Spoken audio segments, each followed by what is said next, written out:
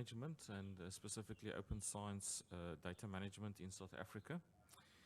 And we as libraries have long already been familiar with data repositories, and we see our new roles in this larger landscape as well. We would like to go over to our questions and answers with our discussion session now. So I would like to have, if we could have Anwar and Andrew on the screen and Isak up on the stage. And then we're ready to take some questions from the audience as well as from our virtual attendees.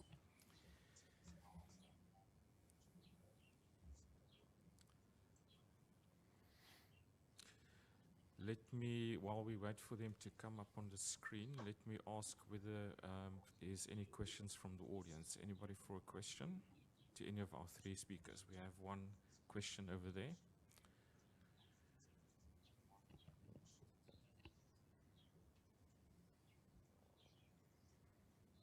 Yes, thank you. Thank you so much. I'm Noma Tongo Bell from Nelson Mandela University. My question is for you, Isak. You spoke about the institution being willing to change when it comes to robotics and AI.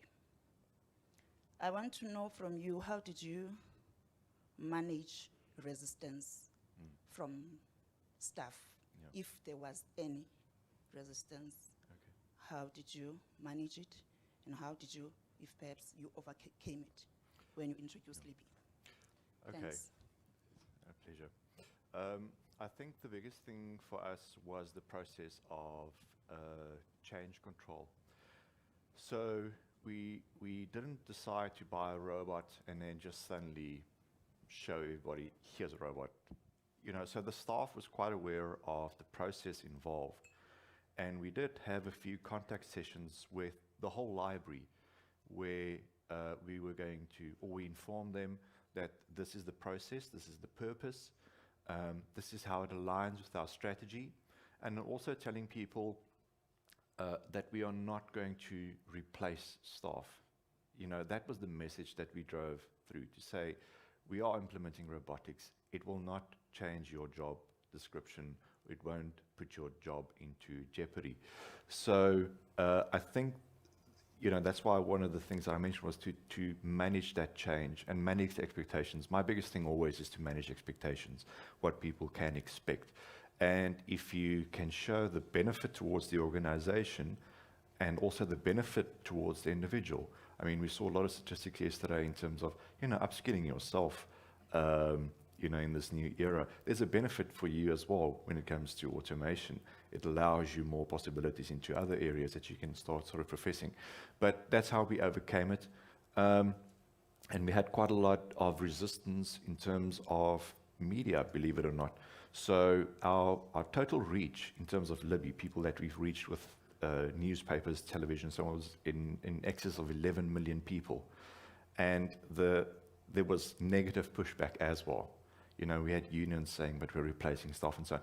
And again, you manage that in terms of all our publications that we did clearly stated, like, we're not replacing jobs, we're not replacing people. It forms part of our strategy of self-service, and this is what we're doing. So the change management is a very big part of it.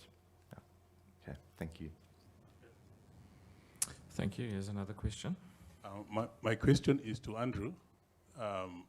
From the perspective of a library school or information studies school, do you think we should introduce a course or a module on data science or data literacy, or if at all, should it be integrated into the existing module, or should it be autonomous?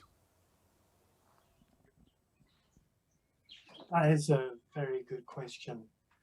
At our school, we have a data science program, but it's pretty much separate from what we teach library students. I think what we need is to integrate much better and to have those data skills, as you imply, kind of spread throughout our thinking. It can come up in many different places, I think. for example, in thinking about collections, in thinking about management techniques. So I think it's, as well as a challenge for library staff that they may resist, it's a challenge for library lecturers that they might also resist. We've got to engage with this stuff quite strongly. So I think, yeah, across the whole program, there should be more elements of data.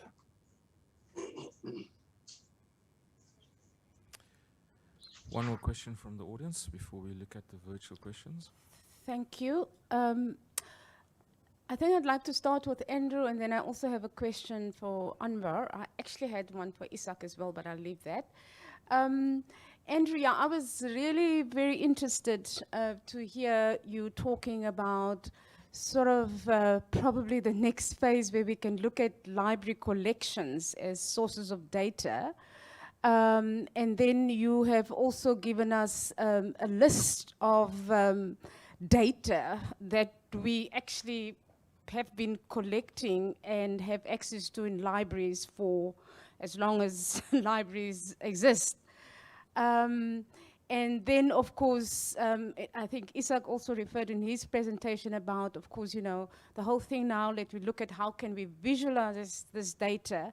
But for me, it's the impact of the usage of that data. So I'd like you, if you have examples of how libraries have specifically used the library collections, you've mentioned special collections and other, and how do we get that data or the analysis of data integrated into the universities'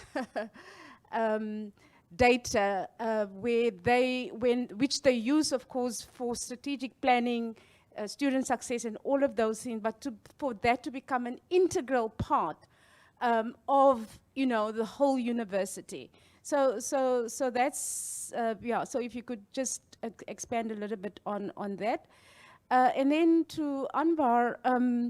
Yeah, I remember when we asked you, when we launched our data repository, Sun Scholar, a few years ago, that you are our keynote speaker.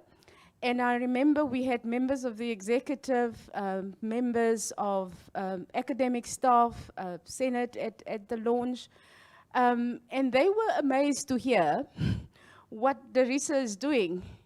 And when I listened to you again today, and you've mentioned about researchers, that they can also use the national system. And I was like, again, just wondering, you know, how do researchers and how do the universities know about this? So is it only those that know or know people in DARISA that know about it or are part of the project?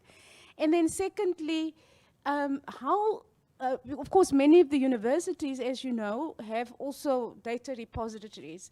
So how do we link that? Why do we have to have all these things happening, provide all these platforms, and at what point do we then also bring together what's already there, and how do we communicate this to our researchers? And again, I mean, if citizen science, and one of the benefits is that if the universities, researchers don't even probably aware of this, when are we going to get the citizens to really benefit from open science and so on?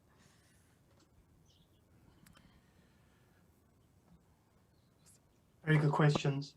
Maybe I can answer quickly the two-party question you asked me.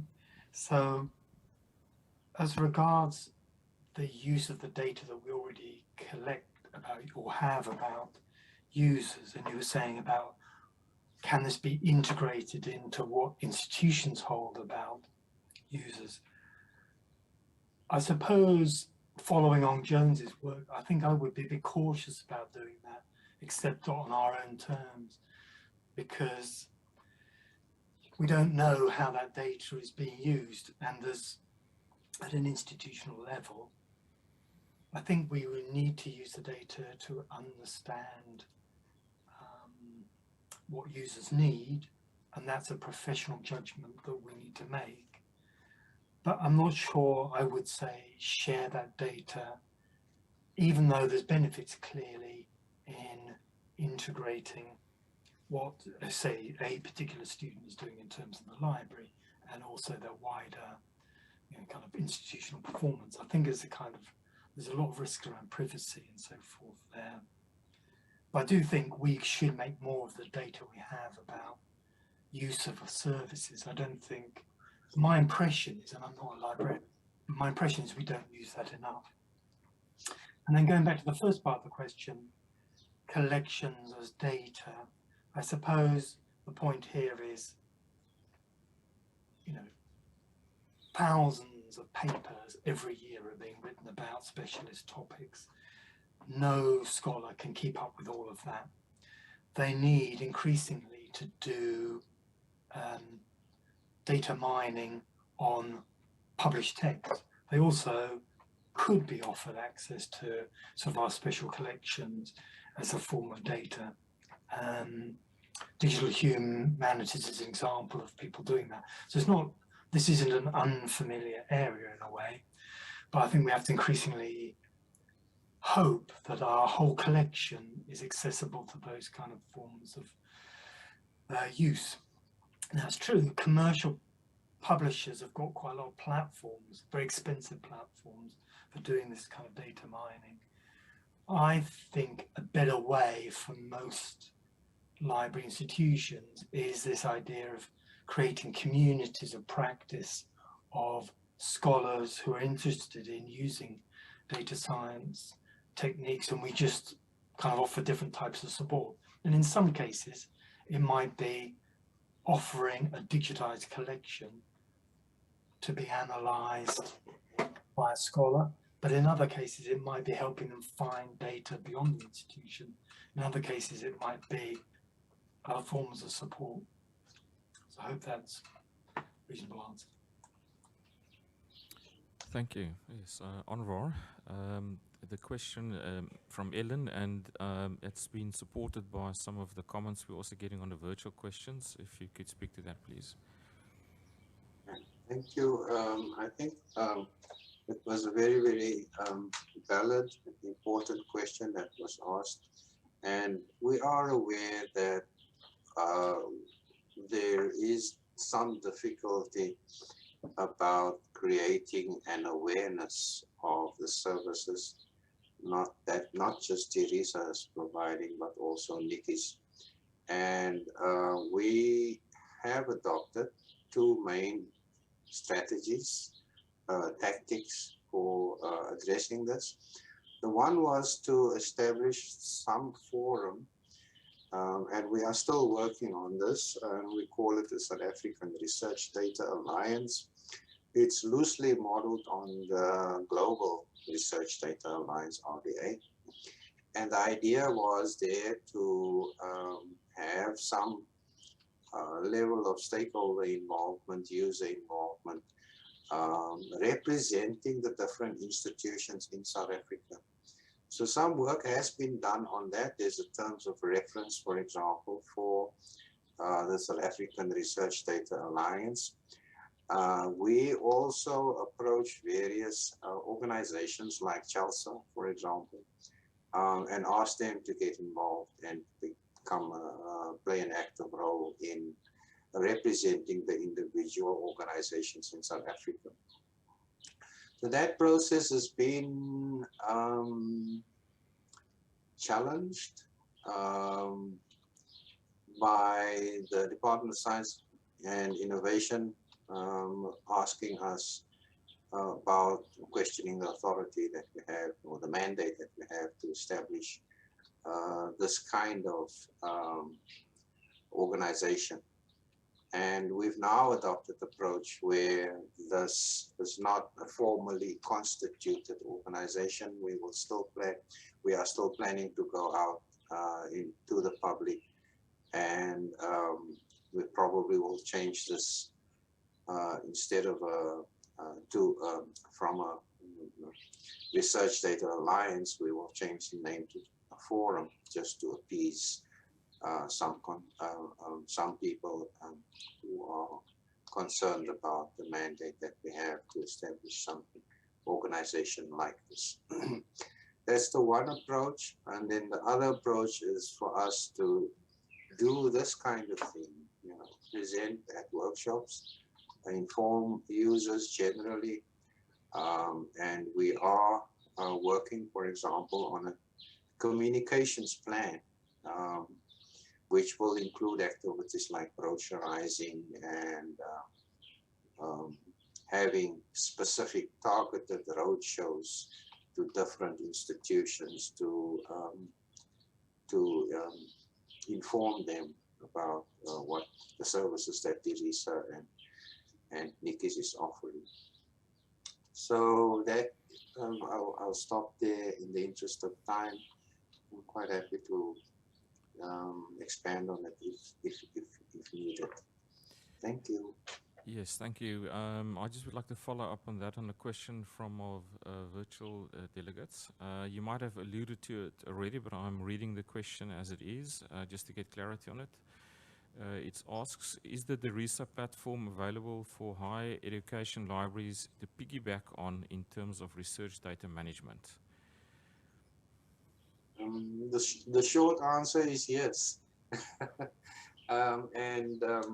You are, everyone is invited to contact us. There is unfortunately I didn't show this in the presentation, but there's an email address. My personal one can be used, or one derisa@csir.co.za, and any questions about arrangements with different institutions, support for managing or hosting data, you're most welcome to approach us and we can certainly discuss that. Good, thank you. I have another question for Andrew. What do you think is the library professionals' biggest role in addressing biased data in artificial intelligence? Is it about cleaning the data, using our own judgment to clean the data? Any comments on that? Yeah, that is a very good question. A lot of the public concerns around AI, of course, do relate to bias. I think fundamentally it goes back to, perhaps it's not a library idea, but it's an archival idea, really, of provenance, understanding where data comes from. And that leads to our understanding of validity. I'm not sure we can manage out of existence biases in data, historic data. It just is what it is. But as long as people, when they're analyzing it, know where it came from and what it means. So if the bias is in our collections, say, for example, in the UK, many of our collections would relate to people who were involved in activities we would hate today, you know, imperialism and colonialism. We can't remove that, I don't think, but we have to say up front that that is part of the data and that's where it came from. So it's all about knowing the provenance of the data and therefore what is valid for looking at. I think that would be my view, and I think that is where librarians' knowledge of collections, where did they come from, how did they originate, what are their biases, what are the problematic language that they use. We've got to navigate that rather than can't eliminate it.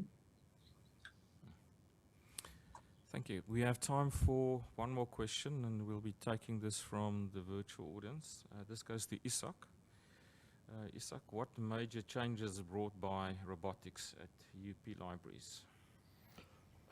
Thank you for the question. I think awareness is probably the biggest change that is brought about, and excitement. We want to see people in our libraries and draw people back in, and things like client service robots, sort of has the purpose in terms of answering the questions and what it's intended, why you purchased it initially. But it creates excitement and exposure, and it opens up the discussion. It exposes our staff to robotics, getting used to robotics in itself. it exposed our students to robotics and how to interact with it, and sort of giving them a taste as to what you expect in the future as well, and to open up the discussion further as to how the environment will change, what we can expect. So I think, you know, we're not at a stage as of yet in terms of collecting the data to see the overall impact in terms of service delivery, because COVID had quite a large impact in terms of the usage of a client service robot. So we literally just have the majority of 2019 and early 2020 to see, you know, that. But it has really, from my perspective and from UP's perspective, really opened up the discussion on a national level as to what the adoption of robotics would look like in libraries. But definitely for our staff, they're used to it now. It's a daily thing that you're exposed to. So it sort of made people feel less threatened in terms of what robotics is. That's the biggest change. That's excellent. Sorry, Dr. Wahed, I think you had a comment. You raised your hand just now. No, thank you. I just wanted to support Andrew's perspective on data provenance is very, very important. And what I also would like to mention is the convergence of ICT technologies and librarianship. I think those two areas were traditionally separate and distantiated areas. And it's very important now to become aware of the convergence of those areas. On the one side, you have the ICT resources that basically supports a new paradigm of research. And on the other side, you have libraries who are also becoming digital, digitalized. And the two ends must connect. The whole point of, for example, scientific workflows is to have a flow chart from the data to the publication. And that flow chart, that's the provenance and that's the evidence that the process was valid scientifically, the process was accepted. And those are the kinds of things that open science want to promote. And the role of libraries is very important in capturing the outputs of the research process at various stages. It's not just confined to data. It's also confined to, it also includes the processes of conducting research, the outputs of research, research publications in journals, whatever. And that whole line, all the dots must be connected in that whole thread. And there must be some or other organization that sees to them. What will be important is to have a common understanding of the scope of the different players in that pipeline. ICT has a specific scope, the library has another scope, and so on. For example, who's digitalizing non-digital resources? We expect libraries to do that. Do we expect ICT, cyber infrastructure providers to do it? That should be discussed, debated, and some arrangement should be arrived at along the entire pipeline. Sorry, I'm taking too much time. Thank you. No, thank you very much. No, those are exactly the perspectives which we would like to hear. So that's very valuable. Thank you so much. We have one more question from, no. Actually, not really a question. I just want to ask Isak. He said that Libby was sleeping this morning. Was she also under lockdown when the library was completely closed? Yeah, so the unfortunate bit is Libby uses facial recognition to either be invoked and say hello, or you have to touch Libby's head. So I don't want to risk the sensors on the head and the mics to sanitize, and we were wearing masks. So the only thing she could do is if you take off your mask, she recognizes your face and then said, please would back on your mask. You know? so the use was very limited, although we did do a few engagement, but she's sleeping the majority of the time.